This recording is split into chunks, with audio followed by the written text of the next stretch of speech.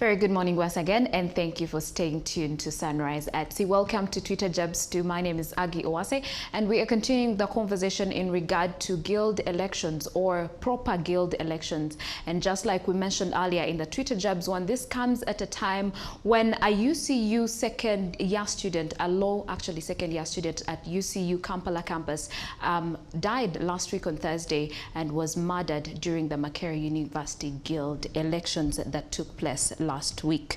So yes, we'll be deliberating on this matter and actually also talking about what should be the proper way to hold guild elections at universities. And joining me today, like I mentioned earlier, is Mr. Ambrose Byamugisha, and that is the former Dean of Students at Victoria University. Good morning, sir, and thank you for joining us this morning. Thank you very much. Okay, to start with, for the benefit of the viewer out there, what are guild elections and what are their importances in universities? Thank you very much, the organizer and the listeners. Guild elections in universities, first of all, guild president and guild union is a home of students' democracy in any university. That's why you hear them campaigning. Now you hear an incident of killing one another. But basically, guild elections, they are basically a voice to the students' community in all spheres. So that's why we condemn such a thing, but also it is a way of students' voice to come out. Because when you come to an institution, you find basically you come to study. But there are other things that you should be involved in. First of all, your welfare, your voices, and you want to be heard. And these students, they are the ones who come out, even they become national leaders and international leaders. Oh, yes. And I'd like to know, according to the Guild Constitution, what are some of the aspects that should be considered while conducting guild elections in Uganda? First of all, first aspect is the rule of law. Before you conduct an election, you must put rules and regulations that govern that election. Yes. And the guild elections are not exceptional.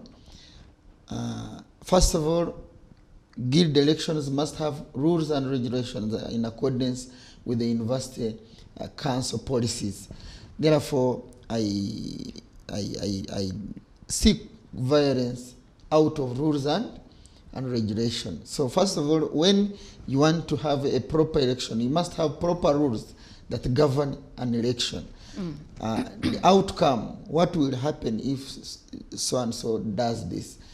Those are the rules and regulations, and they are done through proper registry with the university, with the guild returning officer.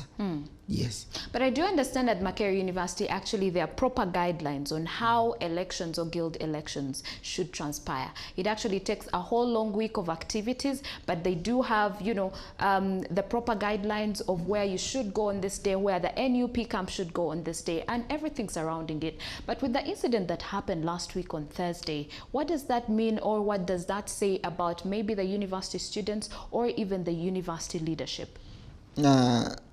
When you look at what happened vis-a-vis the rules and regulations, where were they? First of all, rules and regulations. Why do people put rules and regulations that govern guild election? First of all, they want to control such calamity. And it would even be worse if the rules and regulations are not followed. In this case, if the rule number this is not followed, what is the implication? That's what I'm exactly telling you, that rules and regulations that are formulated during the election time should be followed.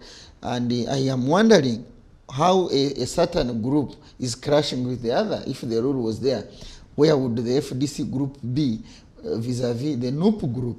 That's why before and foremost, students' unions rules and regulations should be very properly written almost in every corner of the university for students to follow. And in case a student doesn't follow or a candidate, then there is a repercussion on that student, on that candidate, or on that on whoever has broken the rule. Yes. Yes. Speaking of, again, still on the matter of the rules and regulations, especially let's talk about Makerere University. It has a history of violence when it comes to guild campaigns and guild elections since time immemorial. But until this day, we're wondering, or let me speak for myself, I'm wondering why this came as a wake-up call after a student had to lose their life. That is when they come in to say, you know what, I think let's go virtual with the elections. So do you think the blame should be put on the university for not ensuring that, you know, the students actually follow through with the rules when it comes to the guild campaigns? Basically, in this era, there are many ways you can organize a proper election, and it is unfortunate that Betungura has died, and the family has lost, and even Uganda at large. Yes. But as a university of this era, why would you have physical fight at the university? In fact, we are in a digital era. I expected guild election at Makerere University to be virtual. Before even the council coming in now saying that we are going to have a virtual election, because students' grievances are very many, and the university is big. Yes. If you look at Makerere University, it's a big institution. It is. And you cannot say physically you will reach at every student to hear what the student is saying. But virtually, you can hear their voices. So I expected, first of all, the university to have organized a virtual election. However much you may have other aspects of physical in areas here and there, but at this level, and even with the pandemic of COVID, I didn't expect physical, that kind of violence at Makerere University. I expected a virtual election.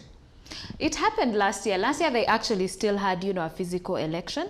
And I think that set precedent for this year as well, because it looks like we're out of the pandemic. So maybe that is the reason why the guild elections are physical this time around.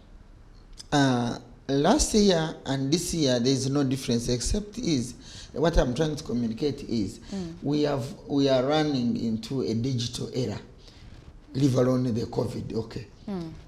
Coordinating activities of the university guild at Makerere University or any other university would be more expensive if you are physical.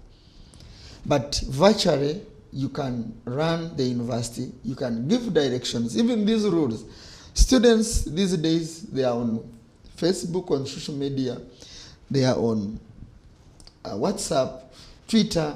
You can communicate to the students. Yes. And a few cases maybe to approach physically. But I would request, even not only Makerere University, other institutions, to always be sensitive. Some of these students are children. They are not grown up. When you look at Dewate, he was not an old man, but he was tall. 25 years of age. Yes, he's young. He's young. He has just left the secondary school. He's still, in fact, that stage. You call it what?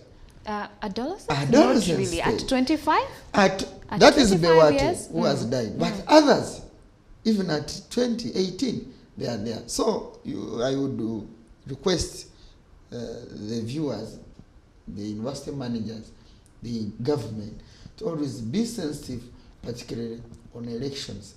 If you go in these local elections, you find a councillor has been killed in a narrow C1, then how about in Makerere University with all those different people from different areas? So it would be very wise to organize a virtual election, and even virtual activities, they would be more encouraged than physical ones. We are not saying election is bad. No, the way how you conduct the election matters. If I can vote from home, even that convenience. If I can campaign from home. Last election, for example, we had presidential candidates. I have not seen one of them physically, but they are campaigning. They would tell you, this one is in Kabiramaido today. This one has gone here. And you would see, and you would hear them talking during that time of campaigns. I would imagine a clash between maybe the new president and maybe the Amuliat. At that level, how people are having tensions. Almost Kampala was getting burnt And it is not different from Makerere University. So what I would encourage is, let us move with ourselves, with Mlembe, the digitalizing of things. Makerere University would not have lost a student if they are digital. And according to what I saw on the Twitter of that student before he died, he even had communicated how he will be at Makerere University to campaign for his former OB. It was already communicated. So such information, most of us, I'm not at Makerere University, for example, but I read it. When he died, people started now sharing it. Which means even an external person could have even killed the what? That is absolutely true. Now, yes. Let's talk about political affiliations in universities. Yes. At the moment, the FDC camp is pointing fingers at the NUP camp. The NUP camp is pointing fingers at the FDC camp at Makerere University about who was inciting violence that led to the death of Bewatewe Tungura. Do you think that political affiliations should actually be in universities? Yes. First of all, even if you stop them, how will you stop them? And even if you try to stop them, you will not control university students, because they are supposed to be exposed even to national elections. I have seen most guild presidents at Makerere University, they have become members of parliament, they are ministers, most of them, including the history of this DP, Norbert Mau, and others. So you cannot limit yourself now to your understanding of Makerere University alone. No, the affiliations can continue, but let them be virtual. Why should someone have a misunderstanding or anger that leads to killing of a student when that student would have avoided? He would even have campaigned from home, isn't it? So the affiliations, I don't think that it would be wise to stop the affiliations. And even if you try to stop them, they will not be stopped, because students are already connected outside. You are sending them to connect even academically, to do internship with different organizations. And we have some organizations who have political interests in university students.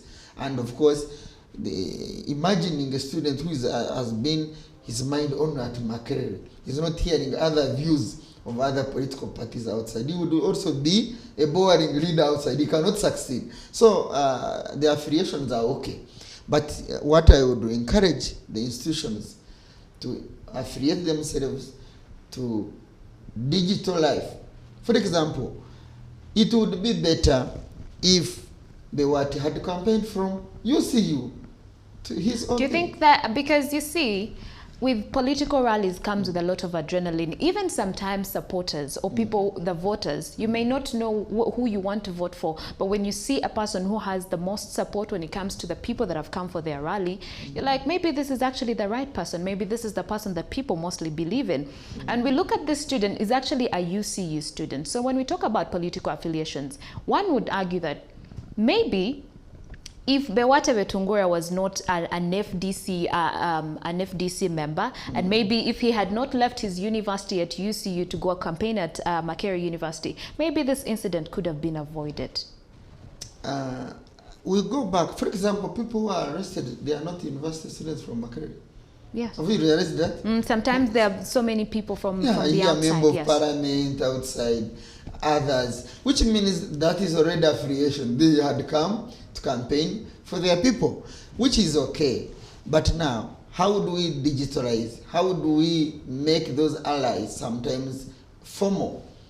We can know maybe if DP have interest in Makerere University, what are the objectives of DP? DP should come clear, explaining what they need, or an ally what he needs from the support he's giving to the candidate. Some candidates are misled. I was attending a funeral service at the church where they were. Even the candidate who was campaigning was crying. It was like, this tragedy is beyond. It would have been controlled. The allies, you cannot control them because they are even adding value to our candidates. Yes. Which is okay. But how do we organize proper election in a university minus crashing, minus killings, minus violence? For example, where I have been a dean of students, There was a time, for example, at Kampala International University, where there was a crash of students guilt with the administration. But it was controlled. And most of those students, some of them, they were external factors. Kenyans, there were very many, and they are attacking everything, and they are having their reasons. And of course, from back home, they had their political ideologies, and they caused the crash by that time. But it was because of those affiliations. They can help, and of course, if they are not controlled, they can cause havoc. That's why I'm like, these affiliations can be controlled. You can state objectively why you want to engage yourself at Makerere University. And it is a public institution, so you cannot limit. For example, where I have been a dean of students, we have been banning these political parties.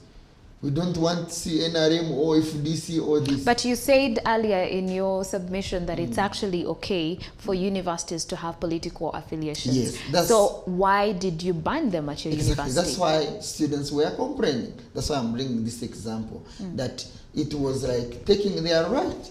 Outside they are competing with other political parties, but internally you are saying you are not supposed to bring any color, which is, to me, it is not right. Let the students show their political sides, but let them be controlled, because if they are not controlled, they can turn up to be negative because of external factors. Do you think that the law enforcement officers in Uganda should have actually been part of maybe the rallies, the police, to be able to control the crowds and, you know, and watch over what the students are doing? Maybe that could have prevented this incident. Yes, if you organize proper election, you need security. Proper election goes with security. In fact, I'm wondering, the students crashed with the police station in Makerere University. Maybe they were not involved. It wouldn't have gone far to that level. Because if you're organizing proper election, at any level, security should be first, of course, part of the organization. And I am very certain that if maybe security was provided to each camp, such a thing would be limited.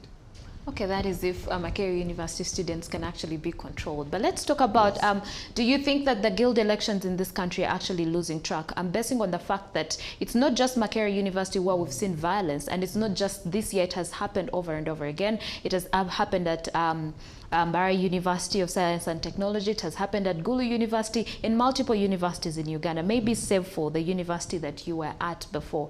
But do you think that at the moment, university guild elections are losing track, or the essence, or the importance? University elections are not losing track, except people are getting more sensitive about them. You find these university elections should be ideological elections. Even any other election should be ideological, fighting of ideas, not physical fights. I have seen even people outside the university fighting. No, it is the fight of ideology. You want to improve this. If I am voted, I want to improve this. If I am voted, I want to make sure that students' voices are heard. Do you need to fight with your fellow student? No, you don't have to. Ideally, you shouldn't. Yes, so university elections are ideological. But these physical fights, I don't know where they come from. In fact, it is hooliganism. If someone should disagree with you on an opinion, on your belief, not physical fight, you will kill Bewate. Tomorrow, maybe his ideas will be followed. Someone else. Will you kill all of those people who believed in Bewate's belief? No. So that's why it is ideological. Election, any proper election should be ideological, and it should not be physical, that you have to disagree with someone, then you feast on that person. Yes. Whoever is listening to us, in election, the importance of election is ideas. You are fighting for your views to be heard, not physically. Okay. Isn't it? Yes. Do you think that the political parties in this country, I'm talking about NRM, I'm talking about NUP, FDC, the Democratic Party as well, because they do have factions in universities, do you think that they're the ones who have set precedents for violence? Because if we are to go back to the to the presidential elections, not just last year, but during presidential elections or even constituent elections, there's usually there's a history of violence that comes with that. So do you think that these parties actually are the ones setting precedents for violence in university guild elections? That question I wouldn't say yes, because when you reach at the university level, someone at the university should not be looking or behaving like a neurosurgeon counselor. I expect a university student to be totally different from maybe the locals. For them, they finish their P3, they don't. But at university, as I'm telling you, is ideological. Someone should hear your view, support your view, or disagree with you respectively.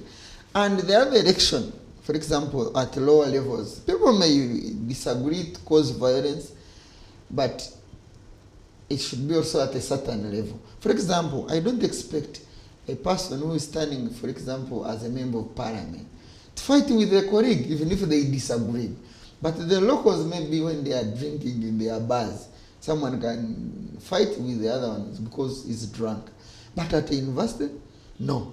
At a university, it should be ideological.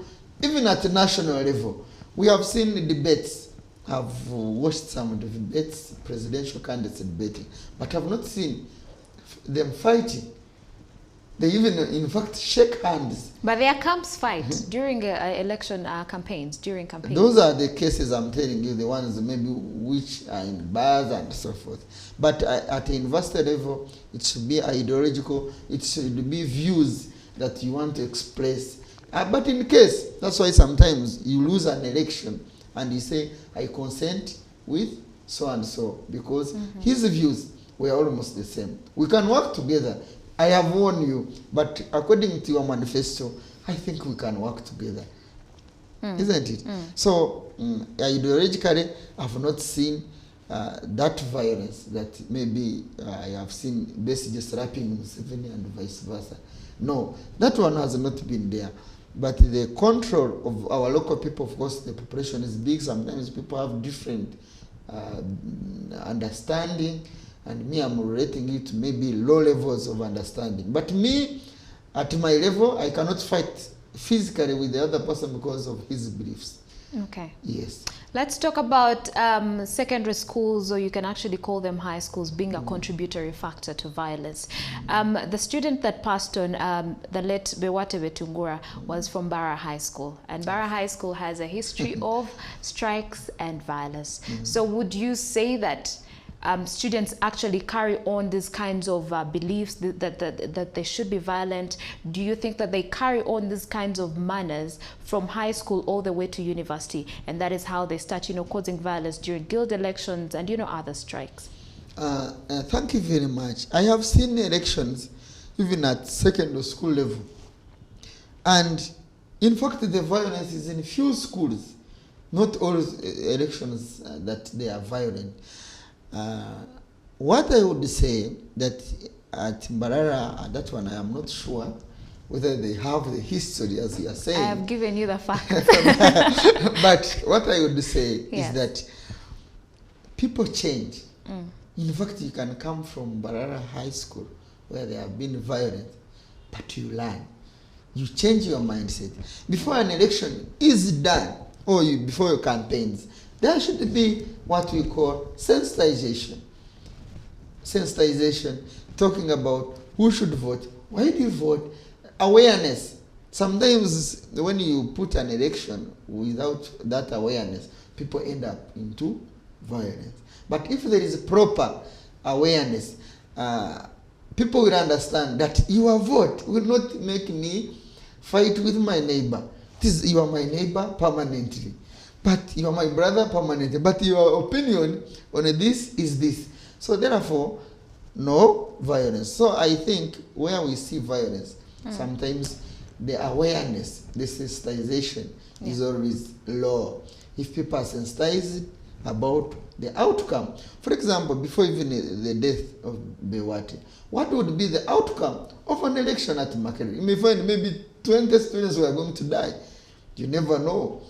The outcome, you must predict the outcome. If people can crash before even voting day, maybe that thing would have happened on a voting day, would maybe say it was a climax. It happened. But it was not yet even on a voting day. Yes. So sensitization is very, very important. Awareness that that people should not divide themselves because of an opinion. Yes. An opinion that can be changed. You can be believing in this candidate today, tomorrow you have believed in this candidate because you have changed your opinion. Why should you be killed? Okay, let's talk about, before we wind up the conversation, let's talk about political party leaders being involved in guild elections. The Member of Parliament for Kasanda South, that is Mr. Frank Kabuye, was actually arrested alongside other people on charges of incitement of violence in the Makerere University guild elections. What would you say about that? The arrest of a member of parliament, I don't think that it was supposed to be like that. Maybe for investigations, but even by now they should have released him. Because maybe if they are trying to divert the intention of an election. As I have told you, political parties and other allies, he may find maybe they are related. He calls him uncle. But should they be part of guild elections? Because they were not part. They were not voting. They weren't part, but they were part of the campaigns. When you look at an election, it is about voice. So if I want people to hear what I'm saying, then it means other people who hears or who will hear my voice and they find themselves having the same interest. In fact, what causes an election to be violent is interest. People have different interests. You may find the interest of this candidate is different from this one. Therefore, when you call an election, people of different interests will come to each person who is having the same interest. So you may find those people who are arrested, I'm not saying that they are not killers or they are killers. No. You may find they had gone there because of their interest. To actually give support to their candidate. Exactly. So that is an interest. But is it the right thing to do, to see a member of parliament take part in guild campaigns and elections? Even some of these students, they get money from presidents of political parties. Okay. Yeah. Presidents, not even a member of parliament. They get from political parties. Yes, and even they get orientation from those people. That's why if you follow all of these ones, the FDC, even I think the Chiza message has commented on behalf of FDC. You have seen deputy road mayor of the whole city. So that is okay. They can orient their people, but I don't even think that they send them to be violent. No. If you hear those leaders, you may find they're saying, you can avoid. Some voter can abuse you. You don't need to abuse back because for you are the candidate. Isn't it? But what is lacking in our elections is awareness. Students, even the general public, they lack awareness. They don't know even why they vote. That's why at a national level, someone can be given chinti kidogo, like 1,000, he changes his mind because the belief he has not understood that after 5 years of changing that mind, he will suffer.